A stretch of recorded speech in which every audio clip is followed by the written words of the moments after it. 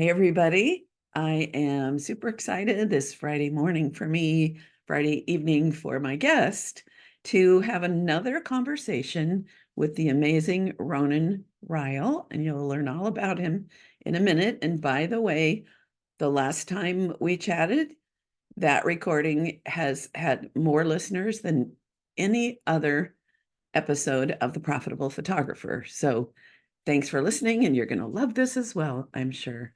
I'm still Lucy Dumas. I still have a website called lucydumascoaching.com, Lucy with an I, and there's a place to set up a quick chat or anything else you might want to just set up a chat and tell me what you loved about an episode. I love connection. So go there, learn stuff, get in touch. Okay, so here we go. So my guest, Ronan Ryle, is a craftsman with the Professional Photographers of America. He's built several successful businesses in various industries, including his extreme involvement with the photography industry, a seasoned veteran and proud board of directors, Professional Photographers of America member. He's won vendor awards, so he's a big deal in PPA. And he's also the president of client success at Infinity Group, which includes 3M, the Difference Makers Revolution, I'm tongue-tied this morning, and Photovalue. His mission is to help photographers understand the true impact of what we do, that it helps create a healthier society in mind, body, and spirit. And one of the most important things that he loves to do is help others succeed. And he wakes up every day with his mission to empower photographers to achieve their goals and fulfill their potential. And I share that mission. So welcome, Ronan Ryle. Hey Lucy, it's great to be back. Thank you for having me. It must be the Irish accent, I reckon, for all those listeners. I know it Can't be is. anything to say, I know right? it is. So Ronan, the 3M company makes photo boxes, among other things. And when I first met Ronan at a PPA trade show and heard his accent, I suggested that when the box opens, there has to be a recording of his voice and we'd sell a lot more. So yes, Absolutely, absolutely. why do we love the Irish Yeah, accent if here? yeah, that's because there's some Irish in you too, as you told me before we Yes, went live from Cardiff. yes. So So yeah, the 3XM folio box is the ultimate folio box in the market. It's we haven't quite yet figured out how to put an Irish accent into it, but I'm sure the product development team are thinking about that right now. so before we get into a juicy topic on AI, I'd love to know just a little about your background, Ronan. Where did all this brilliance and heart for service come from? It came, Lucy, from it came from always having a desire to help others succeed. But before you can help others, you got to help yourself first, right? Hmm? So I've been lucky over the last number of decades to build successful businesses, which I've then set a mission about allowing those business and put great teams in place to run them so I can do what I love to do, which is help others. And that came from my why. It came from many moons ago, seeing Simon Sinek and setting out a plan to discover what was truly important to me. At that time, I thought my goal in life, Lucy, was to build multi-million size business, hundreds of million businesses, and become a billionaire at some stage. And when I sat down and discovered my learning and what I'd done and all that, even though we were doing well, I wasn't fulfilled in Hmm. here. And I said about looking at Simon Sinek's Golden Circle and his system for discovering your why, and I went about doing that, and I managed to discover my why, and that led me to what I do today. I love it. And let's see, I was so intent on listening, I forgot to think of a next question on that. Oh, so why do you think the impact of photographers builds a healthier society in mind, body, and spirit?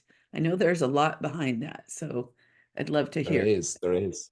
And that's linked to my why and my discoveries. So your why comes, Lucy, as you know, from your past experiences, right? Those times in life when you were really, you felt at your absolute best, and then other times in your life when you're in a bit of a valley. And when I went through that process, I discovered that um, there was one big impactful moment for me, Lucy, and it was when Susan and I are married 33 years, and we have one son and three daughters. And when our middle daughter Freya was going through her teenage years, she had a really hard time. She was an attempted suicide. One night, I remember the door bell ringing at 2 a.m. and the police are there. And Mm. I checked before I opened the door at that hour, and all the children were in bed. And I thought Freya was in bed, but it was a wig. And there, when I opened the door, here's Freya drenched in water, and she had attempted to take her life and decided to Jeez. change her mind when she hit the water, and luckily got out. And when I reflected on that as a dad, I wanted to know why, like what was it? And she was being bullied in school, Lucy, and Mm. she didn't have the confidence to stand up to her bully. And it was so bad for her that she was in a dark place that she nearly decided not to be on the planet anymore. Mm. So when I looked then at what some photographers were doing to help people, have self-esteem, have confidence, reconnect with each other. And our good friend Steve Saporito, has helped so many photographers to do this, to use the art and science of photography to truly make people feel a certain way every single day, and give them an experience that gives them that confidence. And when I started to see photographers do that, and that was well before I met Steve, I saw some photographers do it, and I went, that's the power of photography. That's being a difference maker like that is truly why I believe our industry exists or should exist. Mm-hmm. And I said, but I said many photographers just struggle with the business aspect, right? They struggle to turn their passion for photography into profit. And I said, that's actually the one thing I'm good at, right? I'm not a photographer. My kids slag me. I can't even take a selfie. If you look at my social media, you'll see so. and but I said I know business and I can help photographers to understand what it's truly about, put a business in place that is robust, that delivers them the life they love, because we have to look after ourselves, right? Mm-hmm. And whatever that might be after they define what their success is. And then that in itself will help them to serve more and more people.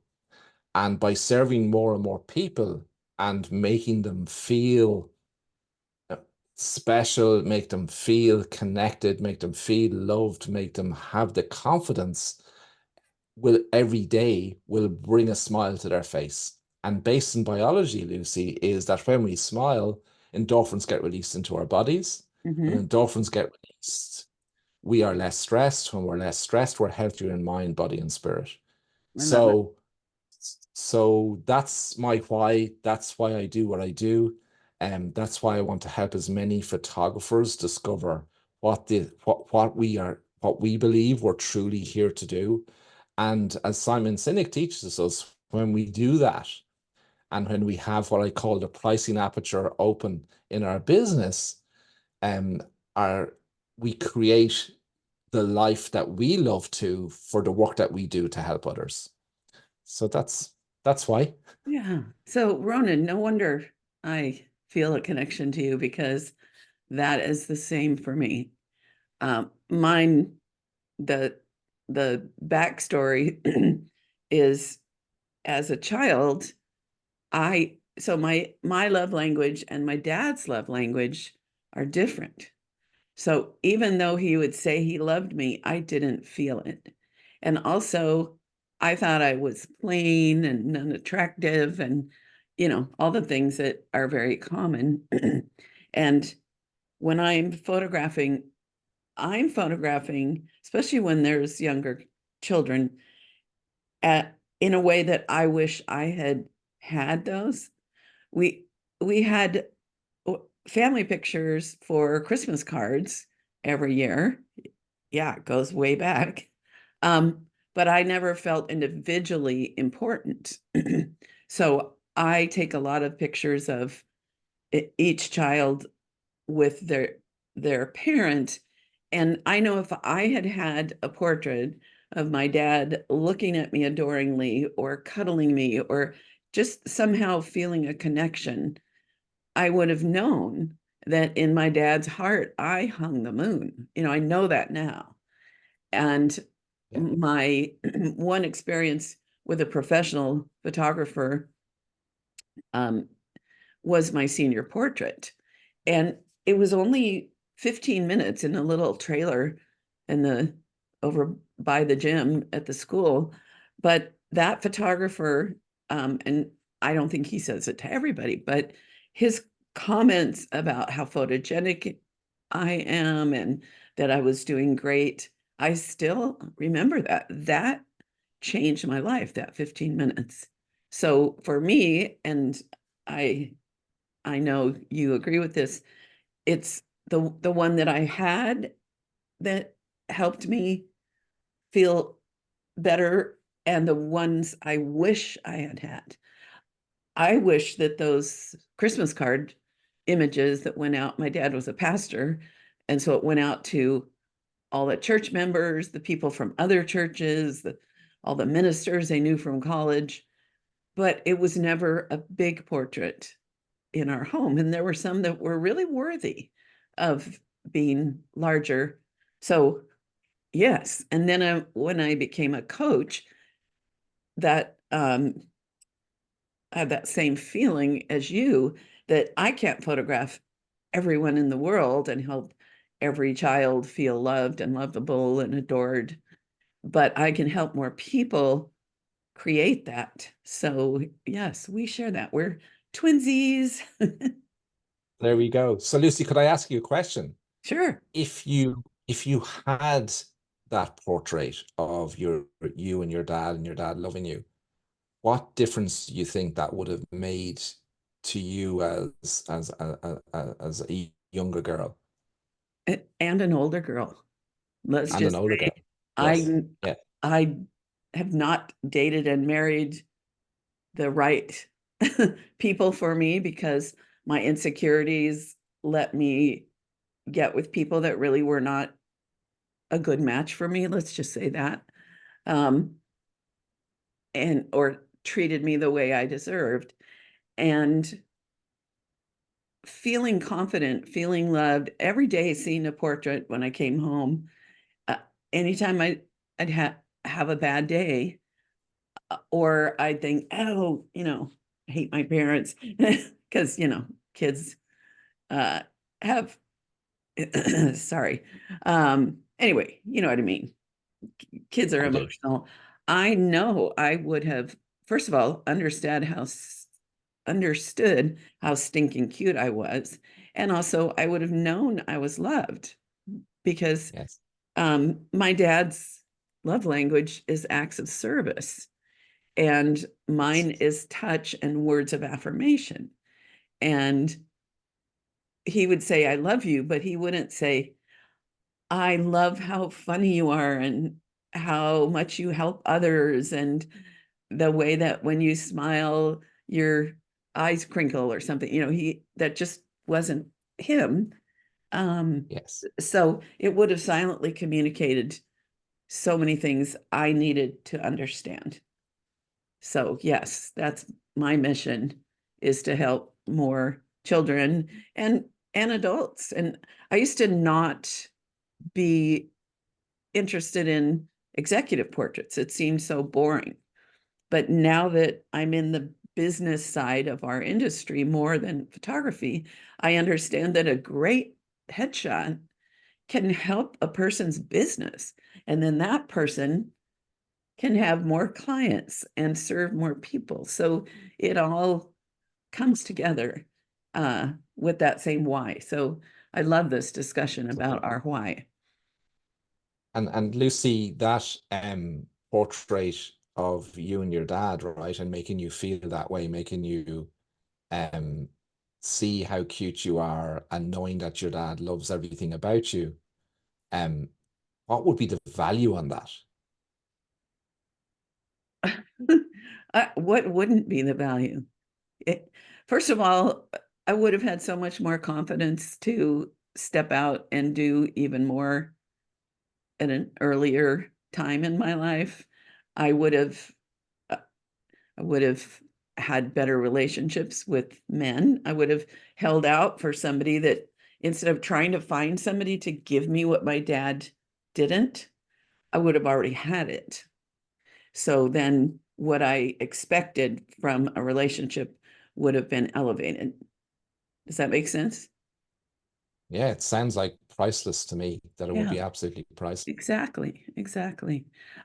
One of the things, I'm doing a sale, and Ronan, my superpower is selling 3 to 7 or 8 wall portraits per client. And one of the things, when I show a portrait that's like the mom and the child, or the dad and the child, and I'm suggesting they do a large portrait of that, often they'll say, well, it's not the whole family, and that's what we came for. And I said, if there was a picture like this of you and your father, let's say, and you were in a antique store, where there's collectibles, 40 years from now, let's say this was taken of you as a child. Let's see if I'm explaining this. If you walked into this store and there was a portrait that your mother didn't buy of you and your dad, with him looking so adoring at you, and it just happened to be something that the photographer used as a studio sample, and then eventually it ended up in this collectible antiques store, how much would you pay for that?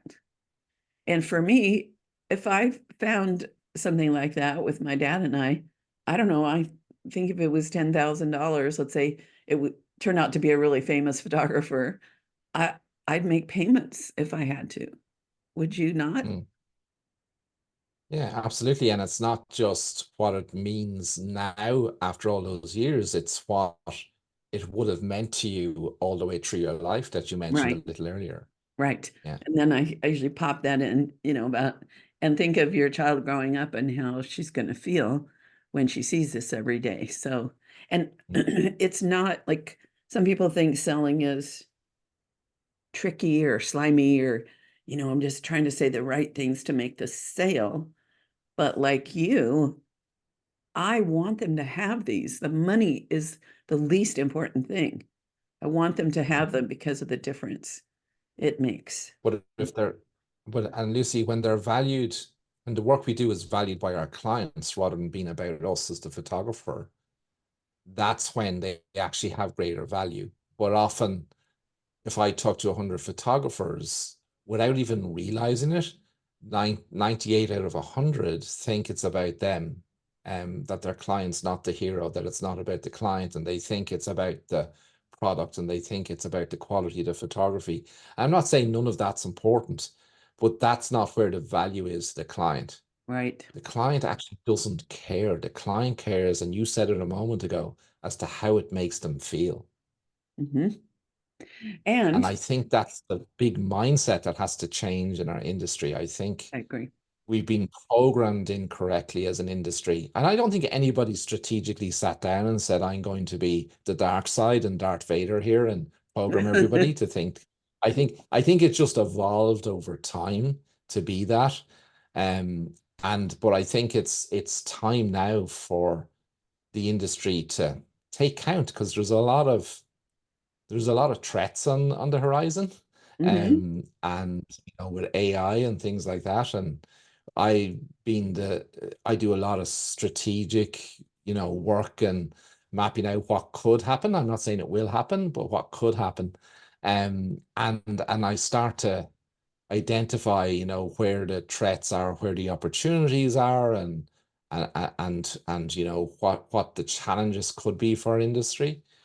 And I think there's an interesting time ahead for the industry because what the value we brought in the past, um, when people didn't have a mobile phone, right? When the only place you could get a professional photo or a good photo of yourself was by going to the local photographer when it was about the photograph.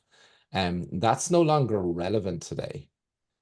So as an industry, we have to rethink what's the true value we bring and what are the options open to us to recalibrate. And when I talk to photographers and I teach photographers in my program, one of the photos I show is that of a blacksmith. Mm, And before Henry Ford invented the Model T car, there was a blacksmith in every town across the US and every other country in the world, right? And I'm sure some of them sort of recalibrated and retrained as mechanics when they saw the writing on the wall. But a large number of them probably didn't, mhm. and ended up stuck. And for me, for our industry, I think actually AI is one of those moments. Mm. Yeah, so let's jump into that because that was originally um, a topic that we wanted to chat about. So, what do you mean by that? Let's hear your take on, what you see. Right. Sure. So one of the models I have in looking at our industry is I have this, if you can imagine a semicircle, like a speedometer on your car. Hmm. And if you imagine on the left hand side, when the arrow goes to that, we'll call it transactional. And then when it goes up and all the way over to the right, it's emotional. Mm, And my analysis of what AI will do is the photographer who is transactional with their client. And what I mean by that is they make it about the photography, regardless of the genre. I think they're most in trouble with AI because even Lucy, like even when I look at high school senior photographers, and I see a lot of high school senior photographers where I'm going to over exaggerate just to get the picture across, right?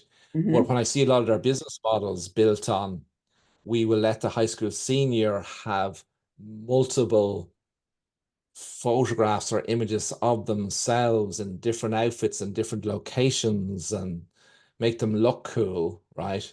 That that and when we do that, we take those photos, the high school senior wants those photos that make them look cool for their social media, right? Right. So a lot of photographers say to mom and dad, they get out their crowbar and they say, right, so your high school senior can have what she or he wants once you buy this album, because every image that's in the album, you'll get the social media size file for your high school senior. Right. Now, it's not as direct as that, but Right. that's the analysis and just being blunt about it, right? Sure. Um, so if you think about that, and if you think about where photographers are already talking about sometimes the challenge of getting the high school senior to come when mom wants them to come, that when the high school senior can take a photo of themselves, send it up to an AI website and have a view of themselves in multiple different outfits in multiple different locations to put on social media, what are we going to do then? And Hmm. I'm not saying that's what will happen, but it's certainly a risk of what could happen. So I think we need to learn the skills as photographers to have conversations, not just with the mum of the high school senior, but also to the high school senior to understand, their relationship, understand the high school senior's relationship with dad, understand what this is truly about. Because if you talk to mum, often what you'll hear from mum is that it's a bittersweet moment in some ways for her, that they're proud as parents that they've got their high school senior to this stage and they're probably heading off to college. But they also they're going to miss them Hmm. because they love them so much. Oh, yeah. And then often when you deep dive a little bit more, you find that mum might be or dad might be a little bit concerned about their high school senior's confidence going off to college. Mm, So when you think about that, And your work then is about giving the high school senior the confidence to enjoy their life as they go off to college. And you give mum and dad, you capture for them their individual relationships with their daughter and their relationships with each other. Because often this could be, the start of an empty nest or the end of an empty nest, Hmm. where we now looking at each other going, oh, for the last 20 years or 18 years, we've spent most of our time running after the children, delivering for them, and now it's just you and I. Hmm. And allowing them to reconnect and celebrate this new stage in their life. That's what we can do. That's what we can do by creating photography that talks to each of them every single day and gives them that message. That's when our work becomes priceless. That's when we don't have to worry about AI, because AI will never. I have a quote that says AI can never hug your client. Mm. So we've got to hug our clients. And that's how we can do it. So, um, how do you recommend the part you were saying about their relationship?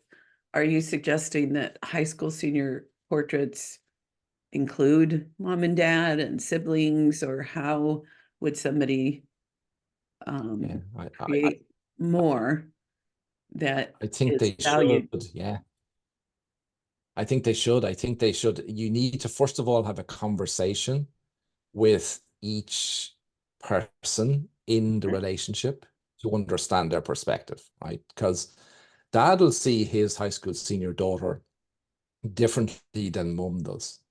And often when we talk to photographers, we find out that the photographer only talked to mum, right? And Hmm. then guess what can happen? When it gets to the sale and dad is there, he kills the sale Right, because he doesn't understand what this is truly about. He right. thinks it's just about photography and therefore there's no value in it. But when we have a conversation with dad and we start to see his daughter through his eyes, and we create an experience where we create a portrait that talks to dad about his relationship with his daughter.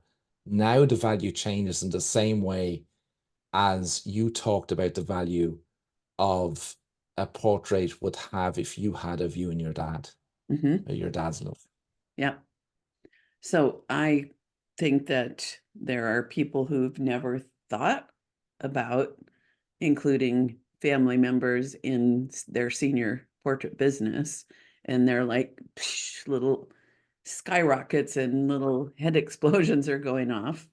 I, many years ago, I didn't do a lot of seniors, but I had somebody come to me for the senior portrait.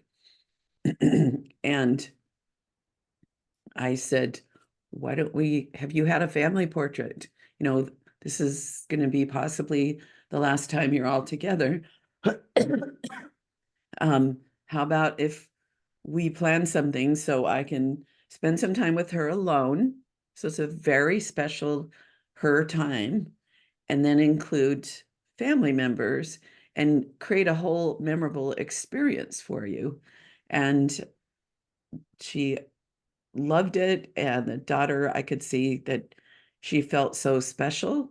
And the portraits, of course, ended up wall portraits, and everybody was happy. And so, yeah, if someone's listening and thinking, oh, my senior portraits are not that profitable or not that fun, I think it's a great idea to encourage the whole family to be a part of it, even if it's 2 different days, where one day is for the senior and then you bonus them the family portrait. Do you have thoughts on that?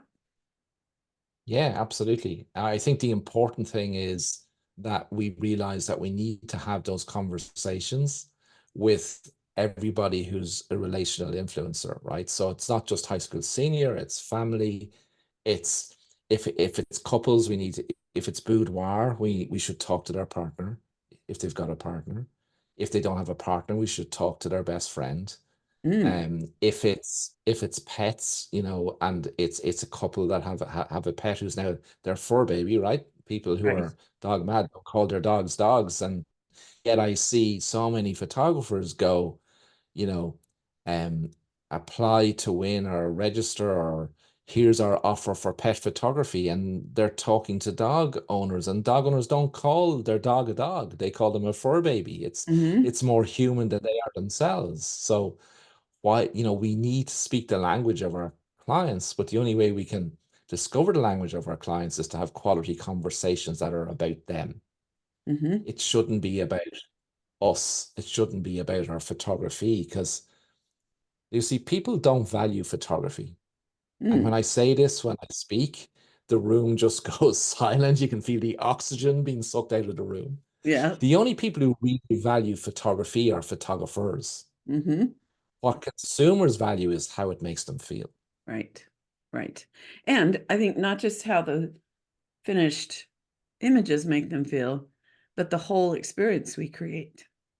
That's something that, Yes. um, so I assume this was, well, it had to be AI. For a while, there was this website where you could download some pictures of yourself and they would turn you into classic paintings and you would have like a bunch of options and it was pretty cool. Um, but at the same time, I didn't sit with an artist while he painted me.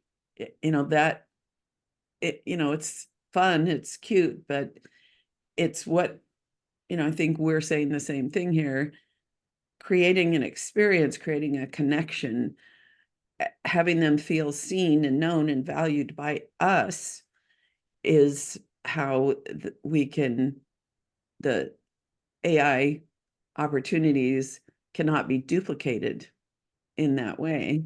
And so Yeah. And just like when back in the day,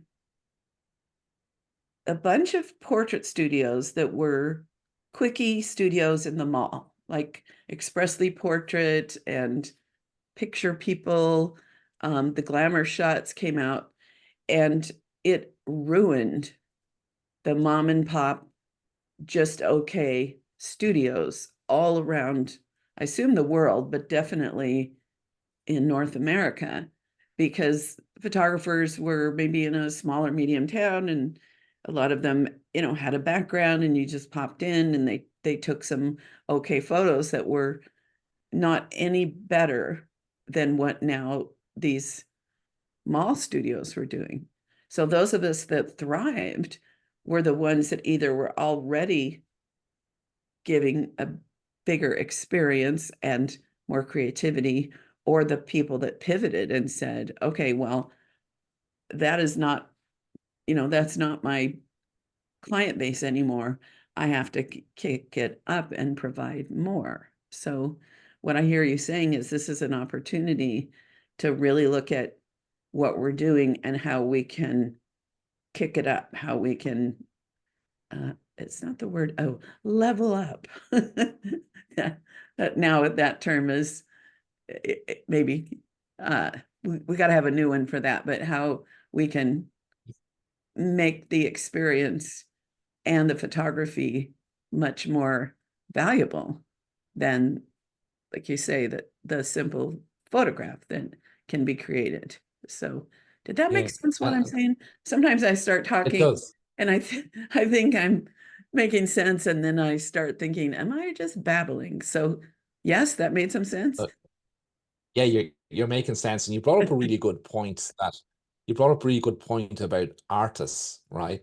Hmm. And this is something that often amazes me, is that often I see photographers in the forums talk about, you know, I don't want to talk to my client beforehand. I just want to book them into my calendar and they turn up, right? I don't want to have a conversation. I don't want to understand what this is truly about.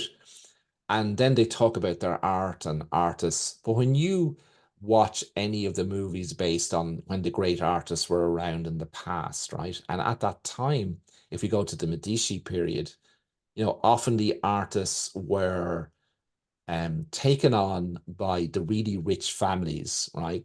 Mm-hmm. To create portraits of um the various family and individual members and all that. That artist used to live with that family. That Mm-hmm. artist used to spend weeks and weeks and weeks getting to know each individual so that they could create art that captured that person for who they are and what they wanted to be. Mm. And yet, today, a lot of photographers say, oh, I just want my client to book in and I'm not going to have a conversation and I'm going to create art. Well, the medium may have changed a little bit from paintbrushes and paints and all that, even though some photographers do that, but to what we now have in the camera and what we do. But the end result the client is looking for hasn't changed. Right. And So the why do we think we experience. can deliver? Yeah, why do we think we can deliver that without having quality conversations to get to understand what do they truly desire? What do they secretly want? Mm-hmm. How do they want the world to see them? Where are they coming from? What is i- are they a couple and they don't make time for each other and they need an opportunity to reconnect without any disturbance, without any email, without any mobiles, just to spend time together? And Steve talks this a lot too in terms of, it's the simple things in life that can mean so much to people. We don't have to wait for an event like a high school senior graduation or a wedding or an anniversary or a special occasion when we help people to achieve what they need to achieve today without it being a special event. And I think our industry misses that too, that Mm-hmm. we think that there has to be a special event when really there's an abundance of clients, an abundance of opportunity, and we recalibrate what we do and what it's truly about. Mm-hmm. I um I love, so Steve Saporito does these wonderful 3, 4 day events, and I went to one, and the core of what I love that he shared, that Ronan, you're alluding to all of this, is the discovery conversation, where how I describe it when I'm sharing with my clients is we want to have a conversation where we help people be like a fly on the wall in their own home and look at the beauty of every minute that's going on. Look at the things they love about the way their children interact, or the way their children greet dad at the door when he comes home. And there's a play. Have you ever seen the play Our Town? No, I haven't. Okay, No, I highly haven't. recommend it. Now, there's Okay. on YouTube, there are some television recordings from the 60s of there was they recorded the play as a play and it was on television. Uh, and my sister was in the play when she was in high school. So it's it's one I've known a long time. And the play is about a young woman, Emily, who you learn about her family and you get to care about them, and I think she becomes a young mother, and then she dies. And so the left side of the stage is like a scene from a family life. The right side is the graveyard. It's a very simple stage with ladders, and the people in the graveyard talk to each other. And Emily is allowed to go back and watch one day of her life. I can't even talk about this without crying. There's a line, and it's just a normal day. It's like her 16th birthday. She decides to go back. And there's this wonderful line where she says how she didn't realize, this is summarizing, but how beautiful every moment was. That the simple, and it's like, oh, life, you're too beautiful for words. How did we not know this?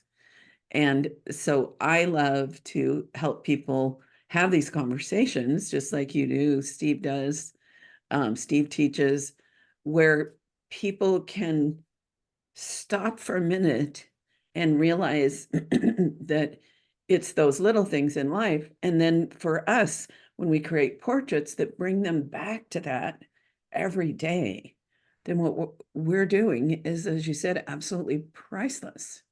We can't explain ever. Like, this is my niece back here with my great grandnephew, and him as a little baby was, oh my gosh, he was so squishy and cute. And now he's a little boy. But I get to treasure, luckily Aunt Lucy had an opportunity to photograph them. So yeah, and I love that you're sharing all of that. Sorry about this is my little lingering cough here. So, any thoughts, any additional thoughts about that? Oh, and by the way, there's a novel right now called Tom Lake that's all about a summer theater that does our town. So, watch the thing, then read the book, and then you'll get it. So, Yeah, no, that's great. And it's so true, Lucy, that we, often we don't just take the time to realize that those everyday moments are really special moments. And our clients don't do that. But when we give them the opportunity to see that and to discover that and understand what that truly means, not just to them as the mum or the dad, but to that child as they grow up as well, and what they will feel and understand. It's as you said, you used it, priceless. It's that's when we create work that truly matters to our client, which means our clients truly value it, which means our clients will spend money with us for it. right. And that's why I'm so passionate about wall art, because if this is just in digital format, or maybe they get an 8x10 or a handful of 8x10s, yes, those beautiful 3M photo boxes are treasures, but you have to open them and you have to look in there. And when something is on the wall in the home, you see it, I don't know, 20 times a day, forever, you count that up. So that's why I'm passionate about in-person sales of art. That, Yes, like, if Mona Lisa was a digital file, we would never have ever known about this very simple painting that has impacted the world for 500 years. absolutely. So what we always teach is that it has to live on the wall. Their Mhm. emotion has to live on the wall. And then the 3XM folio boxes have a window in it for a purpose, because it's made to be on display on a cabinet or on a sideboard or whatever. Mhm. Because how many albums live or survive living on a coffee table? Any home I've ever walked into, the album is put away somewhere Right.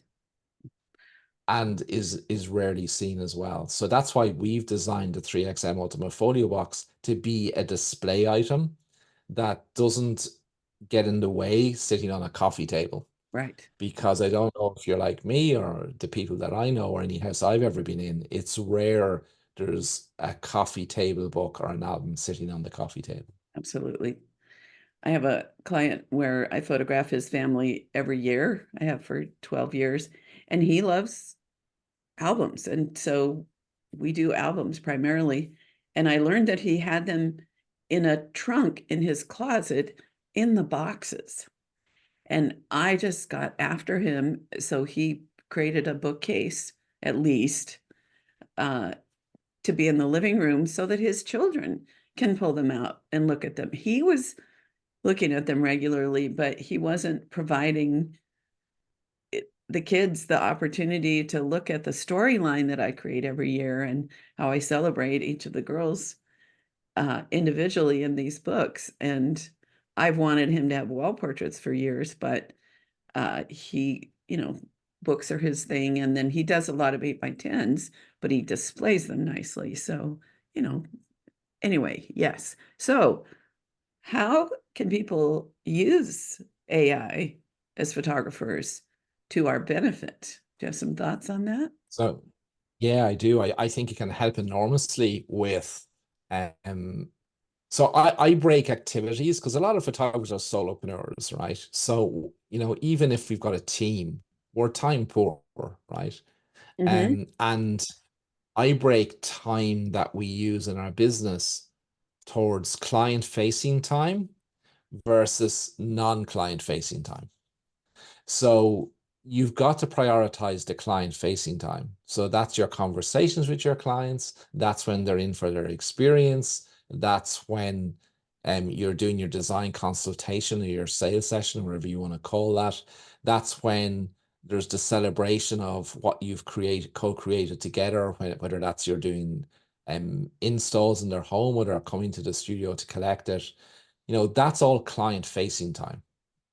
The non-client facing time is your retouching, is your bookkeeping, anything that is not client facing. And I include marketing and client facing because Mm-hmm. you should be visualizing your client as you create your marketing, right? So for me, AI can help to automate processes in your business to allow you spend more of your time in client facing time. Mm, That's where I see the benefit. So as yeah, a one-liner, that's the one-liner.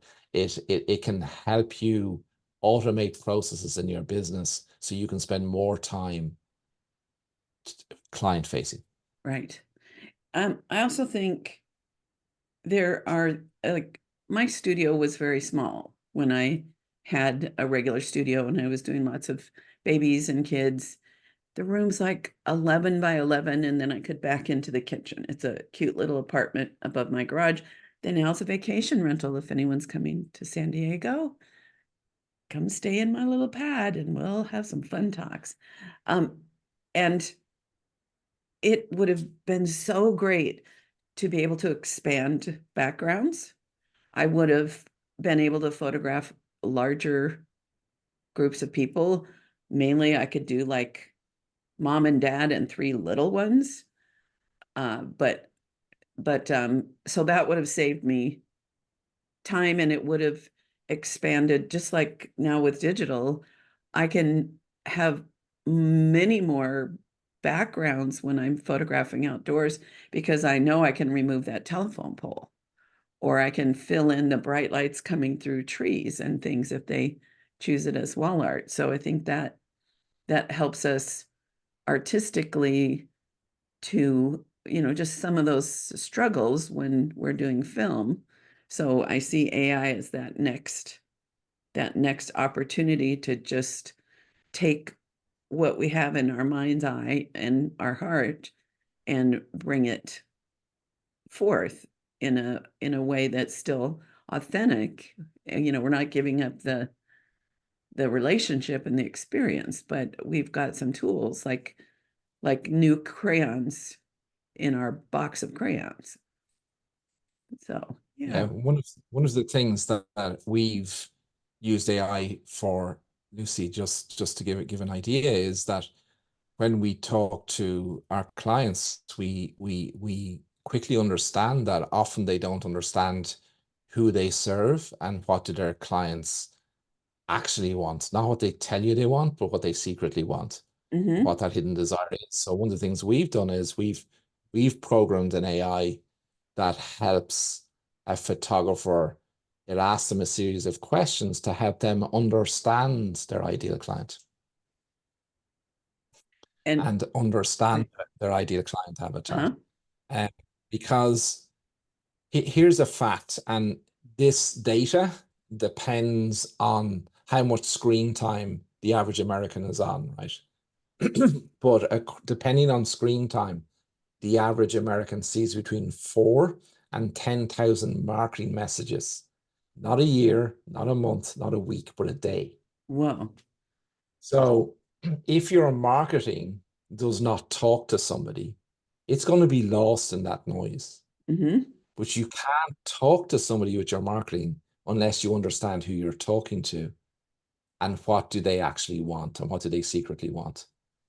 And that starts with your avatar, because a lot of people build avatars based on demographics. They drive this car, they live in this location, they earn this money, they have this job, right? That's only half the picture. The other half the picture is the psychographics. So what do, what are their problems?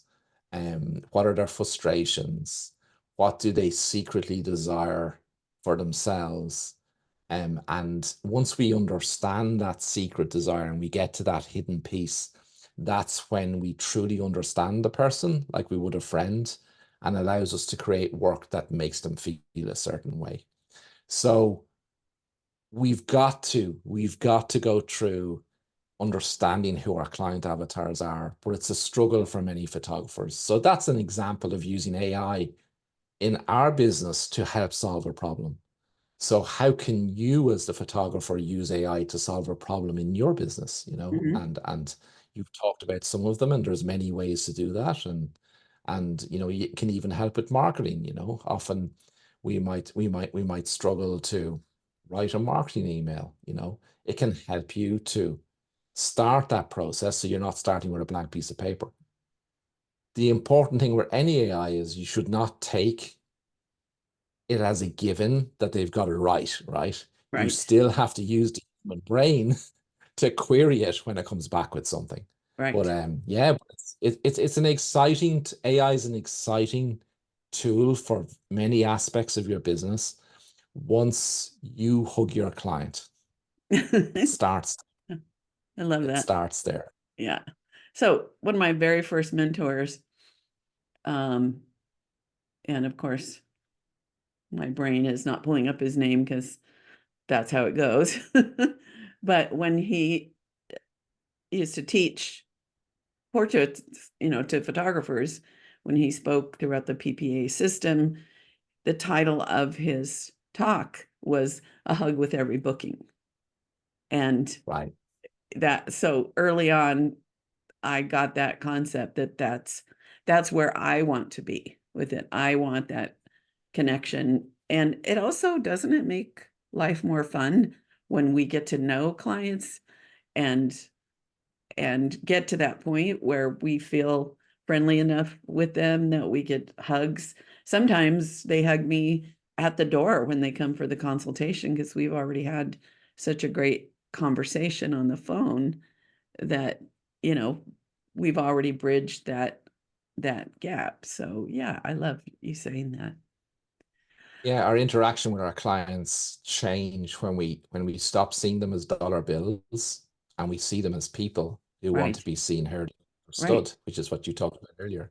right, And when we do that and we make that transition and we adopt that lens rather than this lens, the money will look after itself right, when we make it about the client. right. The money will look after itself. So And those imposter syndrome fears that I'm not good enough and attaching our feeling of self-worth and value to our photographs and to whether they buy them or not, that's all about me, me, me, me, me. And when we focus outward, we stop, we get in the habit of not thinking about all of those things about us. When you're in service, you're not thinking, am I doing this good enough? Yeah, you get it. That that's it's, exactly right, Lucy. It's yeah. exactly right. Bang And on, then the spot on. self-esteem comes. And then when they see these, what I love showing these big is they cry, they hug us, they laugh. And that builds our self-esteem and it grows our confidence and also our skills because we see what images impact them when we take the time to be with them and serve them in that way and help them make their choices and have that wonderful experience of seeing these images with the artist. That all of it just works beautifully together and is good for everyone all around. Oh, well, I love this. And we are almost out of time. Um, Oh my gosh, that time flew, Lucy, didn't I it? know, I know. I've been so sad not to be able to get to the PPA conventions so that I could hang out with people like you and see Steve and all the people that are on my show that attend the conferences. And so I hope to be able to give you a hug next January, Ronan. Oh, that in Grapevine, Dallas, right, Lucy? In Grapevine, Dallas. Yes, yes. Yes. Yes. So let's see. So I have two questions. One is kind of two-part. How do we get in touch with you? And I know you have a gift that you want to tell us what it is and how we can get that. So first of all, how do we Yes. So the best way to get me is you can get me by email if you want at Ronan at thedifferencemakerrevolution.com. However, the best place probably to start is on our website, thedifferencemakerrevolution.com, and you will see two offers there. The first offer you will see, Lucy, is you've got to, we have what we call starter training. It's not for starters, it's on difference maker mindset. So a lot of what you and I have talked today, it's actually free training for you to come in and understand what being a difference maker is about. So you can decide if it's for you or it's not, right? That's the first thing. And Okay. then the next step in the journey then is you can come into our impact for a 30-day free trial, which teaches you and gives you access to the AI avatar creator we talked about today, teaches you how to create your marketing to talk to that avatar, teaches you how to have quality discovery call conversations with your client to understand what they secretly want and truly want. So that before, when you finish talking to them on the phone the second time, you should always talk to the client at least twice, but the second time, at that stage, the sale is actually done. Mm, Before they ever come in for their experience, the sale is done. After that, it's just about delivering on that experience and giving them the opportunity to spend up to their new value that you help them create. love it. And if you want to see those beautiful boxes, 3xmsolution.com is where those products can be enjoyed.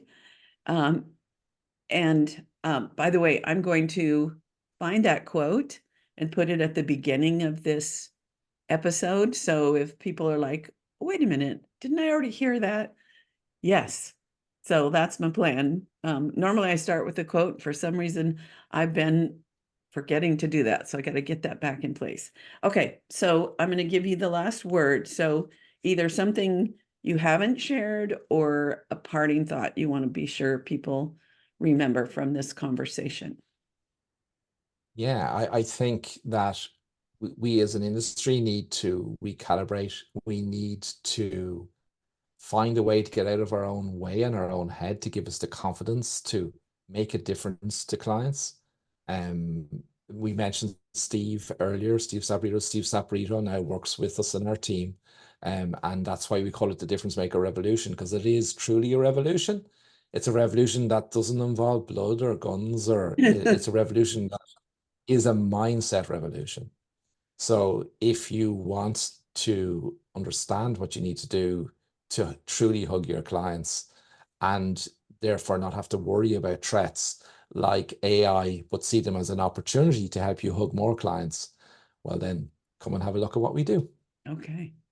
Great. Well, thank you so much for saying yes. And I know people in the 99 countries and counting are going to absolutely love hearing everything you shared. And I just so appreciate you, Ronan, and everything you're doing for our industry and that you said yes again to being on my show.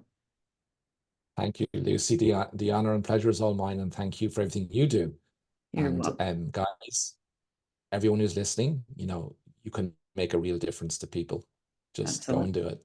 They Yep. need us. All right. Thank you. Oh, he's so inspirational, isn't he? I am going to struggle to do my summaries here, but let's try. Um, so we talked about his background and how he got into what he's up to now. And I love that he said he did a whole program. I'm not sure who the person is he mentioned, but I'm going to look him up. And that he discovered his why. And when he discovered his why, everything changed.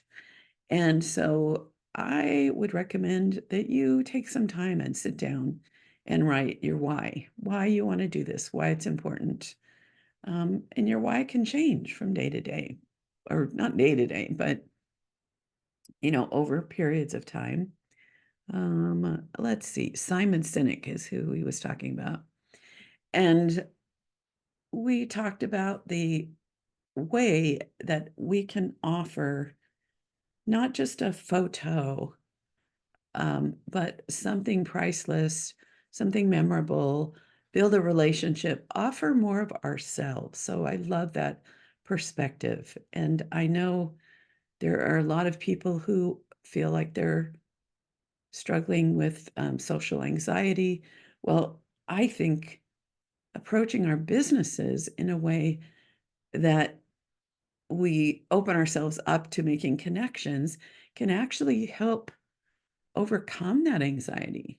A- And I think the key that I heard him say over and over again was focusing on the client and getting our eyes off ourselves, and how that is a path to success, and it's rewarding, and it's a gift to the world. And then we chatted about the AI revolution and ways that we can not let it be an issue by offering time, creativity, our talents, offering that experience and helping people connect deeply with what's important in their lives. So I love that. And also in a positive, that AI can shorten the time that we spend doing things that don't really bring us joy and that aren't necessary. We can automate things with AI, we can make corrections, and we can add a little extra creativity to our work. So that's it for now. And see you next time. And I love feedback. So thanks for letting me know what you found valuable.